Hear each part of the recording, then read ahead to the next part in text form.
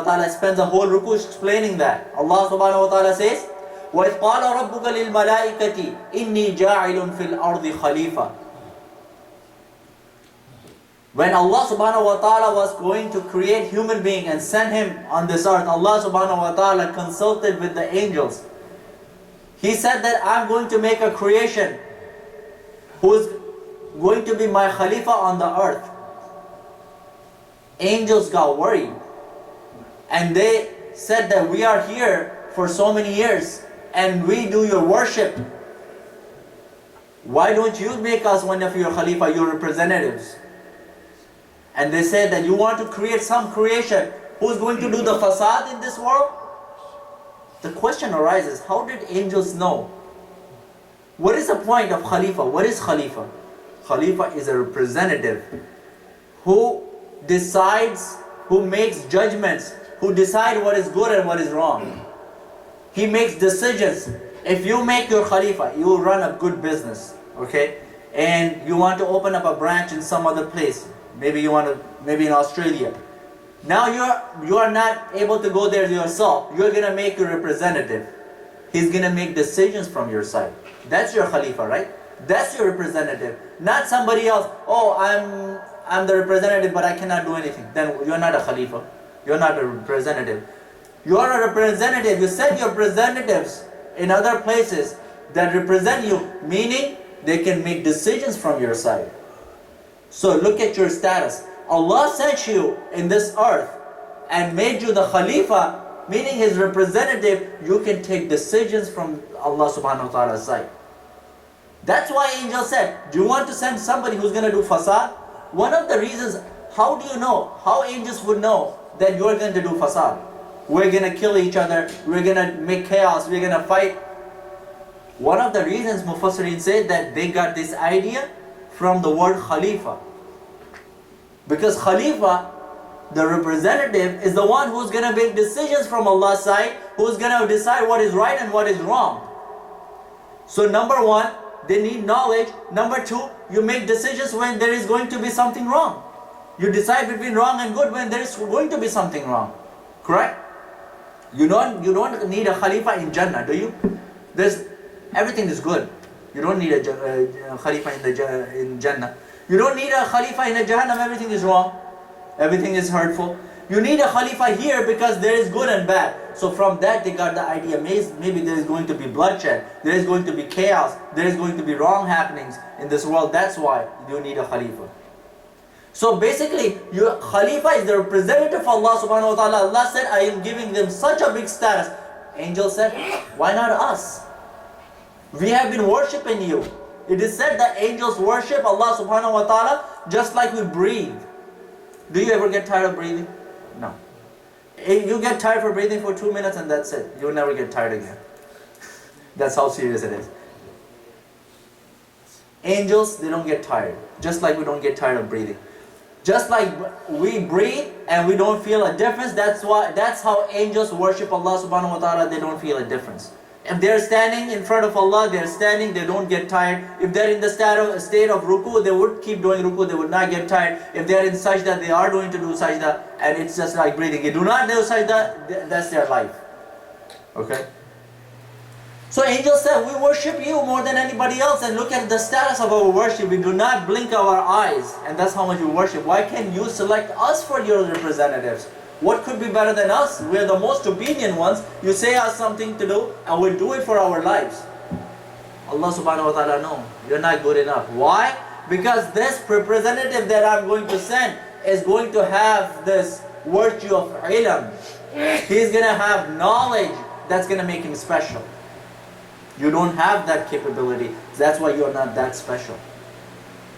So even though we worship Allah subhanahu wa ta'ala, but that's not what makes us a Khalifa. That's not what makes us a representative. It's the knowledge that Allah subhanahu wa ta'ala has given, and how much we gain from that knowledge, and how much we utilize that in our daily lives. That makes us special, and that makes us the true representatives of Allah subhanahu wa ta'ala in this earth.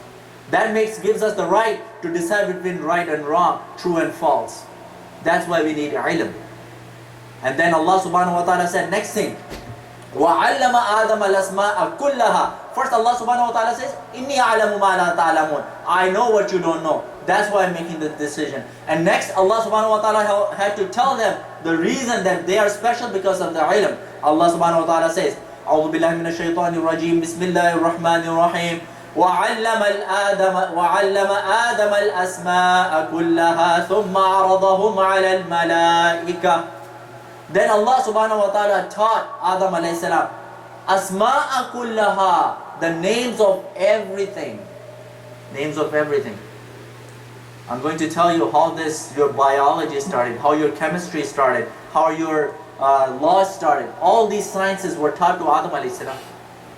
Mufassirin Ibn Kasir rahimahumullah ta'ala does the tafsir of this ayah, saying that this is where Allah subhanahu wa ta'ala gave the father of all human beings the knowledge of everything that Allah had to descend. Asma'a kullaha, everything. There is not one thing in this earth that Adam alayhi salam was not taught about. That's why you become scientist. That's why you become engineer. That's why you become doctor. Why? Because your father had that in his genes somewhere, and that got transferred to you. That's why if somebody is beautiful, it's because his father Adam alayhi salam was beautiful.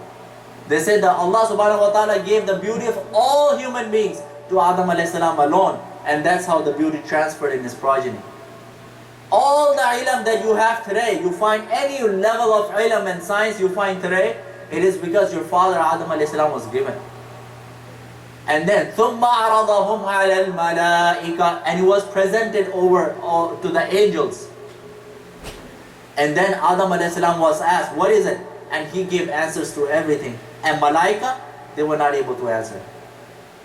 They said, قَالَ سُبْحَانَكَ لَا عِلْمَ لَنَا إِلَّا مَا عَلَّمْتَنَا.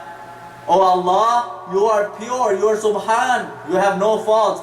We only know the stuff that you taught us. We don't know anything besides that. We don't know all these names. The question arises that if Allah subhanahu wa ta'ala is only going to teach Adam, he's the only one who's going to know the answers. What is the point of presenting it to the angels? Yes? If I'm not taught, if I'm outside of the class, the teacher asks me a question without teaching me, that's not fair. But Mufassirin say that this ilm was presented to angels and Adam alayhi salam equally. But since it was of no value to angels, they did not care about it. For example, if I have a big philosopher here and he's going to talk about some big philosophical stuff, most of you, it would not interest you and you would not know anything about it. Even though you are in the class, you would not learn anything because it's of no interest to you. In the same way, since it was no interest to angels, that's why they did not capture anything. Only personality who was able to capture was Adam alayhi salam because it was his interest. Okay? So, this is the answer to that. So Allah subhanahu wa ta'ala gave him the ilm, and then He sent him in this earth as the representative who can decide between good and bad, who can make creative things, who can abide by the laws of Allah subhanahu wa ta'ala, and that would make him special. So what is this ilm? This ilm is the nur. This is the light in the darkness that teaches you how to live in this world. What is your brain like? Well, close your eyes. It's all darkness. It's all darkness. Your brain is like nothing but darkness. It's a whole jungle, and it's midnight. There is not even a moon, no light at all. This is what the world is to you if you have no knowledge. Once you get knowledge about something, that's the light that shows you that thing. You came to this room and all the lights were closed. You don't know what it is. There was this podium sitting over here. There was a shelf over there. There was a pillar over there. There's so much stuff in this room. You come in the nighttime, all the lights are off. You're gonna bump into chairs. You're gonna bump into the pillar. You would do so much things. You would not know anything. Why? Because it's all dark. You have no knowledge. You have no light.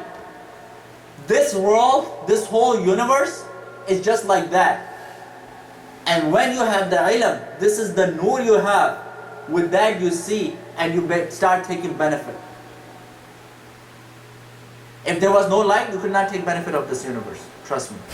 Well, you came in this room, there is no light, You don't know where is the chair, so you don't know how to take benefit of the chair. Can you take benefit of the chair if you don't know where the chair is? You don't know where the podium is, you cannot take benefit of the podium. You have little bit of light, just enough light from your cell phone, you could see, oh, chair. Now you can start taking benefit of that chair. You had little bit more light, you saw the plug, you switch, you turn on the main light. Now you can see everything. Now there is nur everywhere. Now you can take benefit of the microphone, you can take benefit of the podium, you can take benefit from anything, whatever you want. In the same way, this universe is dark to the human beings. Once he gets the knowledge, when he gets the nur, the light of the ilm, now he starts seeing the stuff around him. And more ilm he gets, more light he has, more benefits he can take out of this universe. You know Socrates, early philosopher, everybody knows. His student asked him, why should I learn? Why should I get ilm? We all gather here, we talk about knowledge. What's the whole point? That's exactly what he told him. That this is just the light, and more you have, more benefit of this universe you can get. And being most successful, if you want to be the most successful in this world, you want it to be able, the only way you get more successful is when you get the most benefit out of what you have. You have money. People who are very, very rich, they need advisors. Why? They tell them how to make the best use of that money. Correct? You need big lawyers. When it comes for the taxes, small thing, everybody needs it. Time for taxes come, you need some good CPA because he has the ilm. He can teach you how to make the best benefit of your earnings. Correct? So, more ilm you have, more benefit out of this world you're going to take. And this is the whole point. Allah wants you to be successful, and the only way you can be successful is through the knowledge, when you have the nur. Correct? So, when you have more and more, you get more and more sophisticated in your life. You make more and more successful because whatever limited resources you have, you start taking more and more benefits out of that. Now, what ilm should we take? What is the limits? How many types of ilm there are? And what are the limits of this ilm? What are the limits of this? Well, there is numerous ilm. That's why Allah subhanahu wa ta'ala says, وَعَلَّمَ آدَمَ الْأَسْمَاءَ كُلَّهَا. I taught him all the names. He did not say 2 names, 10 names, 20 names. All of them, there are too many. Ilm has no limits. And each one name has no limits either. You take biology, there is no limit to the biology. You take chemistry, there is no limit to the chemistry. You take math, there is no limits to the math. So there is different ilm. So if you want to be successful in each and every field of life, you should have a little bit of everything. And if you have the most complete ilm, you're going to be the most successful. Because then you will be capable of taking the benefits of all the ilm.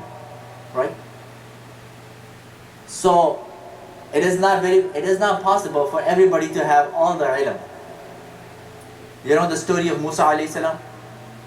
One time he was making a speech in his people, and he said, I am the biggest alim. Somebody asked him, who is the biggest alim of this time? He said, I am the one. It's me. And Allah subhanahu wa ta'ala did not like his answer, even though he was the biggest alim as compared to the other human beings, as compared to the ilm of the Sharia. In the ilm of the Sharia, he was the biggest alim, truly.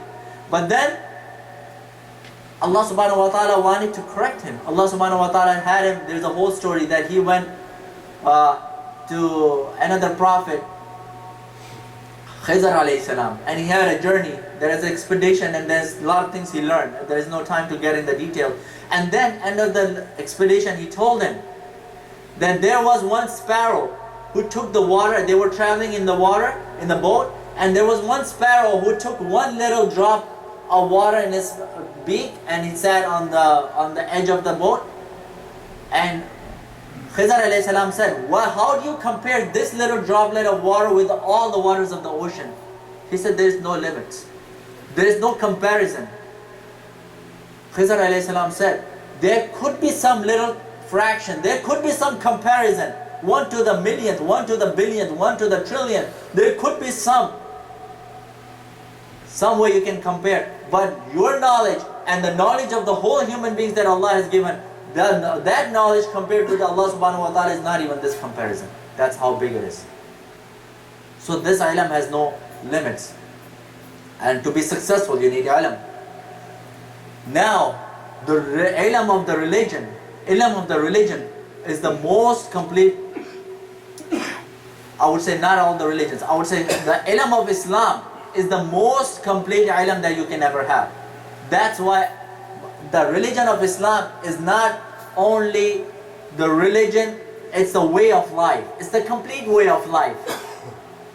So that's why this ilm of the religion of Islam takes the highest priority on all the ilms. This is the most governing ilm you can have. Everything, I'm not saying that everything else is not the ilm. They are, but this takes the top priority, right? Once you have the top priority under control, you have that level of confidence by having the knowledge of the Islam. Then from that you can succeed in any type of ilm that you want to succeed in.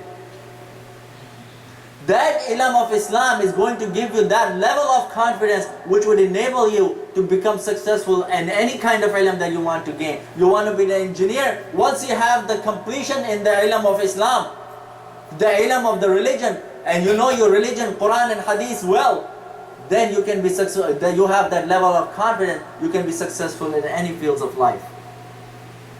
That's the beauty of this Muslim. That's why Allah subhanahu wa ta'ala has given him that high status, that he is the Ummat al-Wasat. Allah subhanahu wa ta'ala says, this nation has become the Ummat al-Wasat. They are the middleman. They are the ones who are given the right to govern everybody else. Because I have given them that knowledge that gives them the most confidence. That's why when you look at Islam, Islam teaches you that in this world, your life is comprised of two worlds. One is this world and the hereafter. In this world, everything is created for you and you're created for the akhirah. So this Muslim scientist thinks, oh, all this thing is created for you. I'm not supposed to worship this stone. Rather, I'm supposed to make use of this stone. Now, I'm not supposed to worship the sun. Rather, I'm supposed to make use of the sun. I'm not supposed to worship any of the creations. Rather, make use of that. And he starts inventing things. If you look before Islam, other religions, nobody gave their idea. There was a time when there was Judaism everywhere, but there was no scientific advancement. Why? Because they did not know that everything is created for a human being, and human being is created for the akhirah. They did not know that concept. They never made use of this stuff. When the Muslim scientists came, they were told, no, sun is not made, you're not made for the sun. Sun is made to serve you. They started making solar cells. They were told that these stones, they are not supposed to worship. You are supposed to make use of it. And they made so many things out of this stone. And they found so many treasures under the stone. Before other nations, they worship these stuff that we make use of. And Allah and this religion, Islam, told them that in the akhirah, you are going to be successful if you do such and such, you practice such and such way. If you are obedient to Allah subhanahu wa ta'ala, in all your life, you're going to be successful. So this religion of Islam makes them the most successful in this life and the hereafter.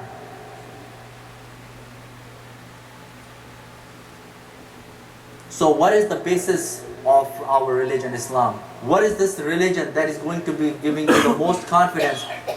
This is the Quran and Sunnah. And that's why today, this Western world, they are trying to put confusion in your minds. Put confusion in your minds of your child so that they can stay away from the ulama. They can stay away from Quran and Hadith, and they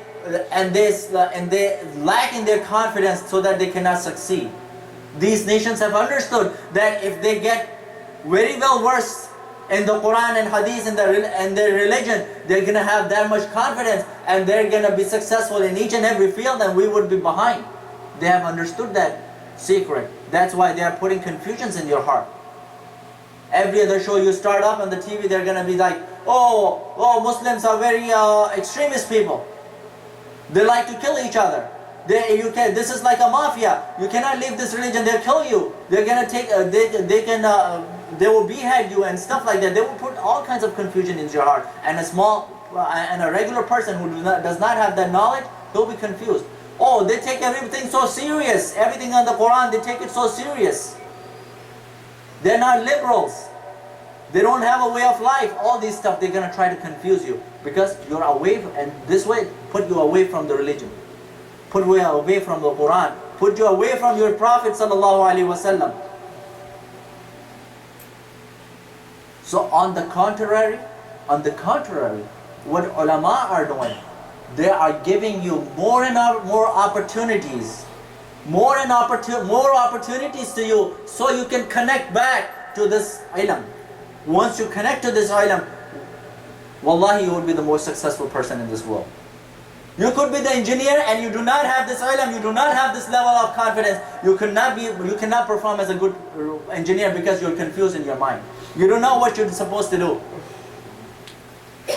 You want to be a big agriculturist, you want to be a big scientist, you need that level of confidence which Quran and the Prophet ﷺ can give you. And ulama, daily they are giving you these opportunities through different programs, through different institutes, so that they can connect you back, they can bring you back from your major downfall and take you up there. But they can only do so much. If you're not going to cooperate, nobody can help you. A person who does not want to save himself, no diver can go save him. The lifeguard can come save you if you really want to save yourself. You don't want to save yourself, no lifeguard can save you. Trust me. Right now we don't even know that we are drowning. That's the problem. One is that I know that I don't know. One is I don't even know that I don't even know. That's worse. That's what we are conditioned in. Our condition is we are drowning and we don't even know we are drowning. We are losing our breath. We are breathing our last few breaths. We don't even know. We have like 2 more left. You know, that's dangerous. Because if I know I'm losing my breath, I'm going to call 911. I might get some help. But if I don't even know, I'll think, no, that looks like a good music. Maybe I'm perfect. That you have a problem, you might like 10 more seconds left. That's it. Please don't wait until you got only 10 more seconds left. Ulama, cooperate with the ulama. Be open-minded with them. You're open-minded with everybody. You're open-minded. You claim you're open-minded. You're open-minded with everybody. You claim you're liberal. So what's wrong about the ulama? What's wrong about the Quran and Hadith? What's wrong about your own religion? Why you degrade your own religion so much? Why don't you value all the gatherings that are based on the Quran and Hadith and they are based on your religion? What happens to your liberty and your open-mindedness? What happens there? Tell me. Anytime there is a program that is set up so that you can connect back to Quran and Hadith, we have a problem, we get busy. We don't want to attend. And again, you claim yourself to be very liberal. That's wrong. It's not. It's not the case. Ulama can only do so much. You have to realize that there is a need. If you realize there is a need, of course the things it's going to start becoming better. And then you will see the results in yourself, in your children, and your generations after. When the nations, they have a downfall, only thing they're going to bring themselves up is the knowledge. You know all the Black American history. What brought them up? There was a big downfall. They were slaves. They were treated bad. They were not even considered human beings. Tell me, what brought them up? The ilm. When they start becoming lawyers, when they start becoming judges, that's when they started seeing a difference. That's when their downfall changed into the rise time. Correct? Now you cannot say that Black Americans are not half humans. No, that you're going to be in jail. You won't have a life. Why? Because of the ilm made a difference. You're going to have a difference made in your lives. Our society, our culture, our Muslims would only have a place in this world once you're very, very good in your ilm, in your connection to Allah subhanahu wa ta'ala through Quran and Sunnah of Rasulullah sallallahu alaihi wasallam. One such program we are trying to establish, you know, the Darul Uloom Zakaria, the upstairs girls Islamic school. This is their final, there is a 5-year alima program. They learn Quran, Hadith, Fiqh, Usul Tafsir, so many things, and they graduate as alima, and they work in the communities, connecting people to Allah subhanahu wa ta'ala. This is after their 5 years of program, this is their final year. In their final year, they read one special book, Sahih Bukhari. Everybody knows. After the Quran, Asahul Kutubi Ba'da Kitabillah is Sahih Bukhari. The most authentic book after Quran is Sahih Bukhari. And this level of Bukhari came because of the ikhlas, the sincerity that Imam Bukhari put into it, and the love of Imam Bukhari he had for Rasulullah sallallahu alaihi wasallam. And there is the details how he compiled the whole book of this Sahih that he compiled. He would do istikhara for each and every hadith, and he would do ghusl, he would do istikhara, and he would write this book right next to Rasulullah sallallahu alaihi wasallam, Riyazul Jannah. And because of his ikhlas, because of his hard work, because of his love, because of his connection to Allah subhanahu wa ta'ala, the level of this book is that when this book is finished, there is the rahmah of Allah subhanahu wa ta'ala that is bestowed. There is calamities that are removed, there is du'as that are accepted in the eyes of Allah. And this has been practiced over 1400 years, and people, the ulama, they experience this barakat on the day when the Bukhari Sharif is ended. So we have set up a program where these students would be finishing up their Bukhari on the 7th June, and we have set up the program in Enton's Hall. There will be ulama from Pakistan. There is a special guest from Pakistan. He is also a poet, Sayyid Salman Gilani, if you would know. And then there would be the final dua done by our beloved Shaykh Hazrat Maulana Mufti Ahmed Akhoon Dama Barakatum, who is the founder of this school, the madrasa, and this Al-Muneer Foundation. He would be doing the final dua, and you will see the barakat of this day. And please do not, please value it. It's good for you, it's good for your generations, it's good for your family, it's good for us, it's even more important for us as a Muslim in this community. Please offer the